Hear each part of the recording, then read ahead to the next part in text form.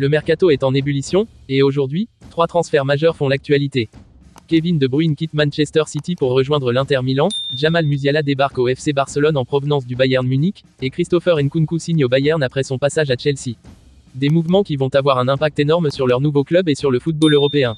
On vous explique tout en détail. Kevin De Bruyne, pièce maîtresse de Manchester City depuis 2015, tourne une page importante de sa carrière. À 32 ans, après avoir tout gagné en Angleterre, y compris plusieurs titres de Première Ligue et une Ligue des Champions, le milieu belge a décidé de relever un nouveau défi en Serie A. L'Inter Milan, qui cherche à renforcer son effectif pour rester au sommet en Italie et en Europe, n'a pas hésité à faire une offre conséquente pour attirer le maestro belge. Avec sa qualité de passe exceptionnelle, sa vision du jeu et sa capacité à marquer des buts décisifs, De Bruyne pourrait bien devenir le chef d'orchestre du milieu de terrain des Nerazzurri. Son arrivée renforce une équipe déjà compétitive et pourrait faire la différence en Ligue des Champions, une compétition où l'Inter veut à nouveau briller après avoir atteint la finale en 2023.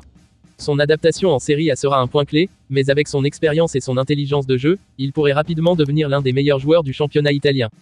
De son côté, Jamal Musiala fait un choix fort en quittant le Bayern Munich pour s'engager avec le FC Barcelone. Le jeune international allemand, formé en Bavière, était considéré comme l'un des futurs visages du Bayern. À seulement 21 ans, il a déjà prouvé son immense talent avec des dribbles déroutants, une capacité à créer des occasions et une maturité impressionnante pour son âge. Le Barça, qui cherche à reconstruire une équipe compétitive après des années compliquées, voit en lui un élément clé pour l'avenir.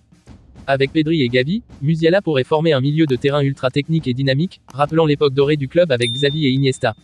Son arrivée est un signal fort envoyé par les dirigeants catalans, qui veulent s'appuyer sur des jeunes talents pour redevenir un prétendant sérieux en Liga et en Ligue des Champions. Son adaptation au jeu du Barça, basée sur la possession et le mouvement, pourrait être rapide grâce à son intelligence tactique et sa capacité à jouer sous pression.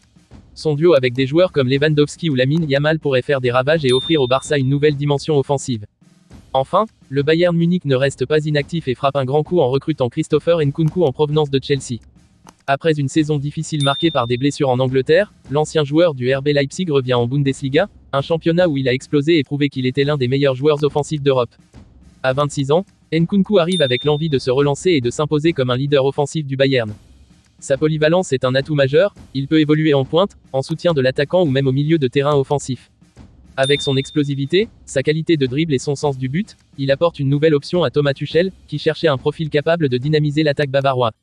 Aux côtés de joueurs comme Harry Kane, Leroy Sané et Jamal Musiala, Nkunku pourrait former un secteur offensif redoutable. Son retour en Allemagne est également une excellente nouvelle pour l'équipe de France, qui pourra compter sur un Nkunku au meilleur de sa forme en vue des prochaines compétitions internationales. Ces 3 transferts marquent un tournant dans le football européen et promettent de nombreux rebondissements dans la saison à venir. Kevin De Bruyne en Serie A, Musiala en Liga et Nkunku de retour en Bundesliga, lequel de ces joueurs fera la plus grande différence dans son nouveau club? Dites-nous votre avis en commentaire et n'oubliez pas de vous abonner pour suivre toute l'actualité du mercato en temps réel.